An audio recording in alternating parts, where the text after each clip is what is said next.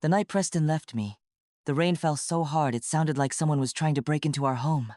And maybe, in a way, something did break. I still remember the sound of the front door clicking shut soft, almost polite, like he didn't want to disturb the silence. Or maybe he didn't want to disturb his own conscience. I stood there in my anniversary dress, holding a plate of lemon bars I'd baked from scratch, because he always said they reminded him of our honeymoon. The candles on the dining table flickered, casting shadows across the untouched plates I'd set hours earlier. It was supposed to be our 10th anniversary. Instead, it became the night my world stopped pretending. I didn't cry at first. I just stood there, listening to the rain batter the windows, waiting for his footsteps to return, because surely no husband walks out on his wife on their anniversary without at least explaining why. But Preston did. All he left behind was a folded piece of printer paper on the entryway table, weighed down with his wedding ring. The handwriting wasn't even his too clean, too careful. Just one sentence. I think this is what's best for both of us. Best for both of us. Like I had voted on it. Like I'd been part of the conversation. I didn't know it then, not fully, but that sentence would be the last honest thing Preston ever gave me. Because everything after that, everything about him, about the woman he left me for, even about the life he built, turned out to be a lie draped in designer clothes. But I'm getting ahead of myself. Let me start with what my life used to be before the surgery scars. Before the heiress bride. Before Preston rewrote himself like a character in a story he was ashamed of. Before I learned that some people will change their entire face to avoid looking at their own truth. Before all of it, my life was simple, peaceful, predictable. In that soft, comforting way, like waking up to the same sunrise each morning, never questioning whether it would show. Our home was small, a 2-bedroom townhouse with a balcony that overlooked a line of maple trees. In the fall, those trees would turn the kind of red that makes you feel warm even when the air is cold. I used to sit outside with a cup of ginger tea and my paintbrushes, letting the colors spill out onto canvas while Preston got ready for work. He'd walk past me on his way to the car, smell faintly of mint shaving cream, and kiss the top of my head with a distracted, "Love you, babe. Don't wait up if I'm late." He was late often, but I didn't mind then. I thought he was building a future for us, working those extra hours, climbing that corporate ladder. I thought he was ambitious, not restless. My days were spent working at the community center 2 streets over. I ran art therapy sessions for kids, some quiet, some chaotic. All of them honest in ways adults often aren't. There was something healing in watching them swirl paint across paper without fear of being judged. Children don't care if the lines are crooked. Sometimes I'd come home to Preston already there, still in his button-down shirt, tied tossed somewhere on the couch. He'd be scrolling on his phone, but he'd smile when he noticed me and say, "Hey May, how was your day?" And I would tell him every little detail, because that's what we promised when we married, to share our worlds. But somewhere along the line, he stopped sharing his. The little gestures began fading, first missed goodnight kisses, untouched dinners, conversations that skimmed the surface like stones skipping water. I chalked it up to stress, work, life. We all drift sometimes. I didn't know I was drifting alone. Preston and I met in college. Back then, he was shy, lanky, and had a crooked front tooth he hated. I used to trace that tooth with my thumb when he smiled, telling him it made him look real, not polished. Funny how the things people love about you become the first things you try to erase when you start loving yourself less. We didn't grow up wealthy. Preston's family struggled more than mine. He used to talk about the kind of life he wanted. Big house, fancy cars, a wardrobe that didn't come from clearance racks. He told me once, "May, I'm gonna give you a life where you never have to check a price tag." I thought it was sweet at the time, ambitious, hopeful. But looking back, what he really wanted wasn't comfort, it was status. Approval, a life that sparkled from the outside, even if it was hollow on the inside. We just didn't know yet how deep that hollowness went. Our Saturdays were my favorite. We'd wake up late, sunlight pouring through the cheap white curtains Preston always promised to replace. I'd make oatmeal with brown sugar and walnuts, and he'd brew coffee so strong it could wake the dead. He used to sit across from me at the table, his hair sticking up, eyes still soft from sleep, and say, "You always look the best in the morning. No makeup. Just you." I believed him. I built my sense of beauty around the way he looked at me. Back then, I still trusted that he meant what he said. Sometimes he'd wrap his arms around me from behind while I washed dishes, kiss that spot on my neck that made me laugh, and whisper, "We're gonna have such a good life, Maya." I thought we already did. I didn't know that underneath the gentle words and warm touches, a seed was growing, something quiet, something sharp, something that would one day cut us apart. It didn't happen suddenly. The unraveling came slowly, like a thread pulled loose at the corner of a sweater. At first, I didn't feel it, but the first clue was already on its way. And like all things hidden, It would come to light whether I was ready or not. After that rainy anniversary night, the night Preston left me with nothing but a note, I spent days in a fog, trying to piece together what I thought our marriage was. But to understand how it all broke, I have to take you back just a little before that moment. Because when you're in love, you don't notice the cracks until they're wide enough to fall through. In those last few months, I told myself everything was fine. Even when his phone buzzed constantly and he'd quickly silence it before I could see. Even when the way he looked at me felt colder, more distracted. Even when I found perfume on his collar that wasn't mine. I didn't want to believe it. One evening, I remember sitting at our kitchen table, the orange glow of the setting sun filtering in through the blinds. As Preston came home later than usual, the smell of expensive cologne hit me before I saw him. He dropped his briefcase and ran a hand through his hair, something he never did when he was stressed. His eyes darted to the floor instead of meeting mine. "Long day," he said, but I could hear the tension in his voice, like a thread stretched too thin. I reached out to touch his arm. "You okay?" He shrugged it off, smiling weakly. "Just tired." That night, I watched him scroll through his phone while I pretended to fold laundry nearby. The light from the screen made his face look ghostly in the dim room. I saw a message pop up. "Can't wait to see you tonight," and I froze. My heart hammered so loud I thought he could hear it. I didn't say anything. I just folded. After that night, I noticed small things I'd never have cared about before. A new cologne scent that wasn't his usual. A lingering lipstick stain on his collar. Phone calls he'd take outside or in the bathroom. Late nights at work that smelled more like luxury hotels. But the most painful was the silence. The silence where love used to live. One afternoon, I sat on the couch, wrapped in a blanket. The faint smell of lavender from a candle filling the room. Preston was unusually quiet, staring at his phone with a strange look like he was trying to convince himself of something. I dared to ask, "Is there something you want to tell me?" He looked up, eyes clouded, and for a moment, I thought he might say the truth. But instead, he just shook his head. "It's nothing, Maya. Just stress." I wanted to believe him, because hoping felt safer than facing what my gut already knew. For weeks, I caught myself rationalizing, making excuses. Maybe he was working on a surprise for our anniversary. Maybe he was overwhelmed with a new project. I even caught myself practicing how to ask without sounding accusatory. One night, after another long day at the community center, I made dinner spaghetti with fresh basil from the windowsill. I set the table, lit the candles, and waited. When Preston finally came home, his eyes flicked over the table but didn't soften. "Not hungry," he muttered. I didn't push, but later, when I heard him whispering on the phone in the hallway, I crept closer, trying to catch a word.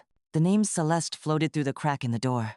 I froze. Celeste, a name I hadn't heard in years. Celeste Davenport was my high school classmate, the girl who sat next to me in chemistry, who smiled too brightly and wore designer clothes her parents bought her before she even knew what they meant. I hadn't thought of her in years, but suddenly, the name echoed in my mind like a warning. Why was Preston talking to Celeste? And why did I suddenly feel so cold, standing there with my hand on the doorframe? That night, I couldn't sleep. I lay in bed, the clock ticking loudly in the silence, the smell of rain still hanging in the air from the storm outside. I wondered how long Preston had been hiding things.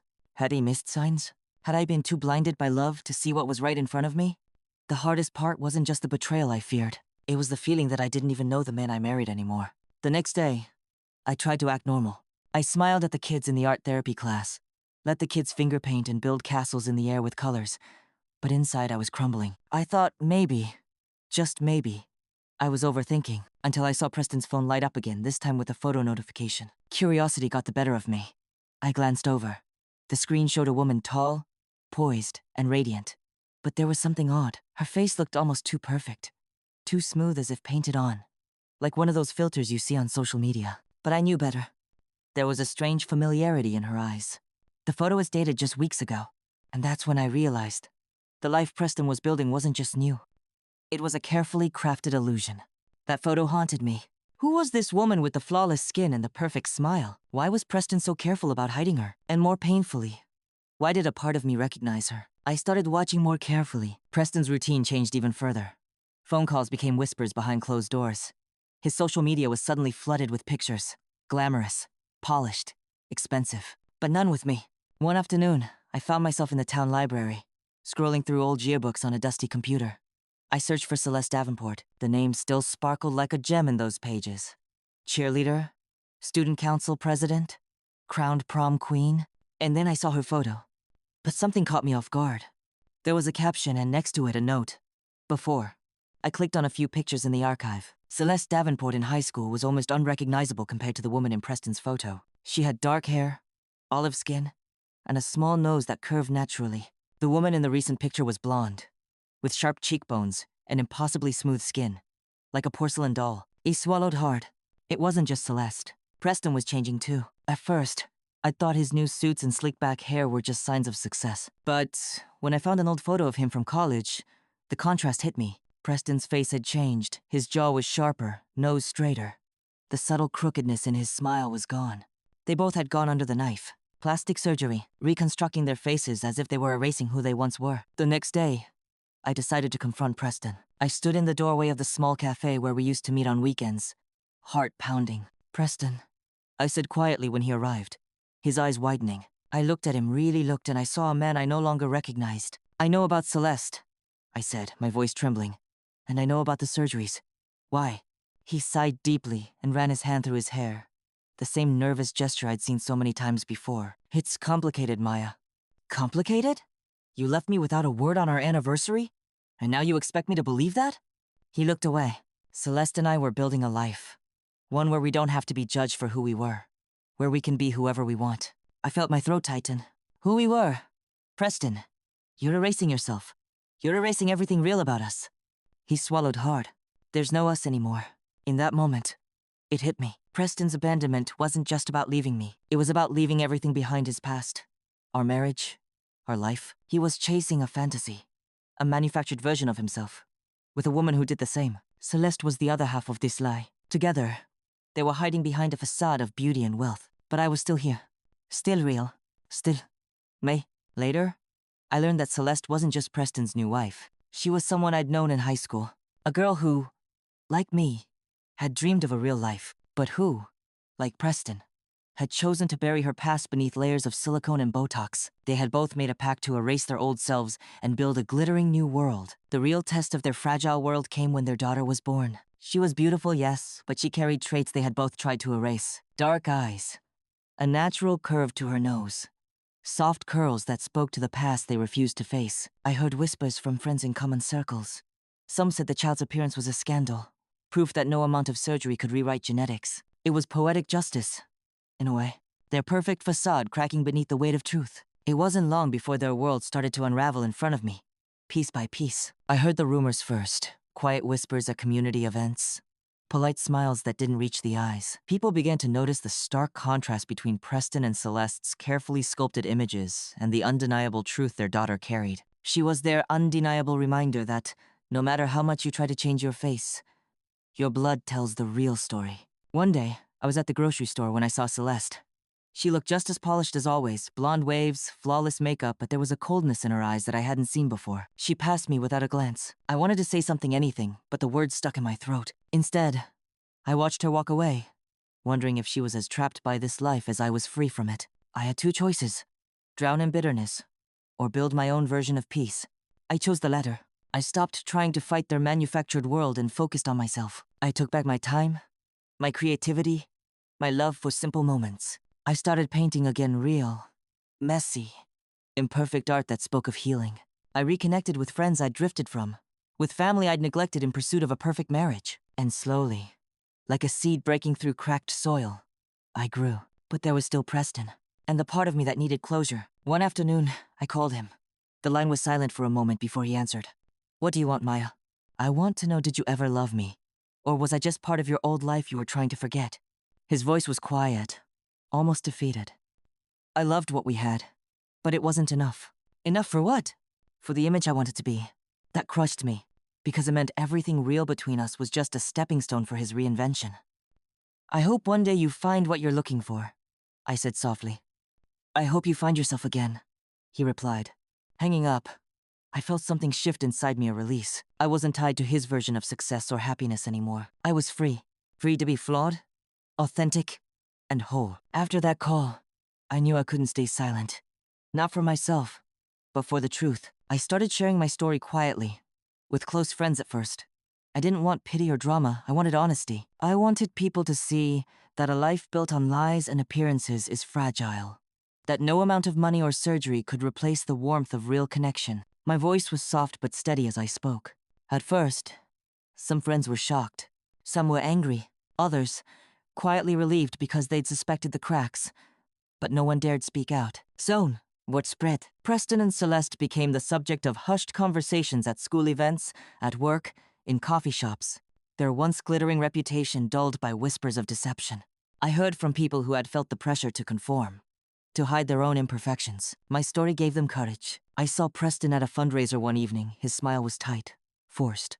Celeste's usual confidence was replaced by a tension I recognized. Their daughter's innocent face, a living contradiction, made them uneasy. I watched as the perfect image they worked so hard to create started to fall apart under the weight of truth. In the quiet moments, I reminded myself, true beauty isn't something you can sculpt or buy. It's the sum of your scars, your stories, your laughter, and your tears. And that's where real freedom lives. With Preston and Celeste's world unraveling, my own life was quietly rebuilding brick by brick.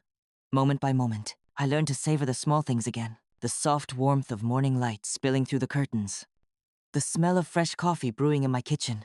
The way paint felt between my fingers as I worked on a new canvas. These were the things that grounded me, that reminded me I was still here, still whole. I started volunteering more at the community center, deepening the connections I'd once taken for granted.